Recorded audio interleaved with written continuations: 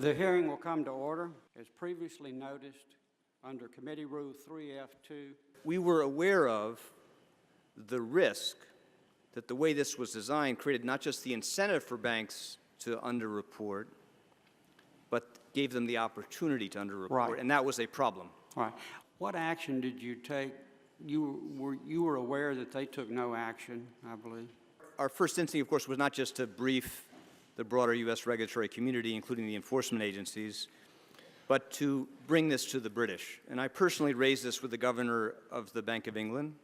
And then I sent him a very detailed memorandum recommending a series of changes. And then... Yeah, let me ask you, and he has denied having any evidence of rigging or of misconduct, but according to what you supplied him, his testimony would not be correct. Is that right? Well, I felt that we did the important and fully appropriate thing, which is to bring the attention not just to the people in Washington that matter, but to the British of not just the reports and the concerns that were broadly available in the market and in the public domain, but also of the range of problems in the way this rate was designed that created that vulnerability. And so we brought those concerns to their attention. Sure. And we felt, and I still believe this, that it was really going to be on them to take responsibility for fixing this. I hear all this, but first on the LIBOR situation, you really can't have your cake and eat it too.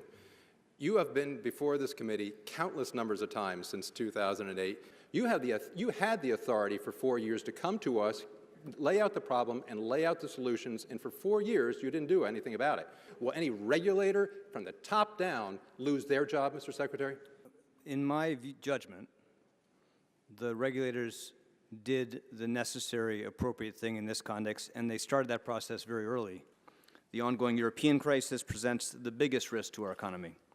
The economic recession in Europe is hurting economic growth around the world, and the ongoing stress in financial markets in Europe is causing a general tightening of financial conditions, exacerbating the slowdown in growth.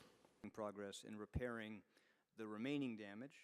In addition to the pressures from Europe and the broader global economic slowdown, U.S. growth has been hurt by the earlier rise in oil prices, the ongoing reduction in spending at all levels of government, and slow rates of growth in household income. The slowdown in U.S. growth could be exacerbated by concerns about the approaching tax increases and spending cuts, and by uncertainty about the shape of the reforms to tax policy and spending. Okay, first of all, I'd like to welcome Secretary Geithner and thank you for your extraordinary public service. This may be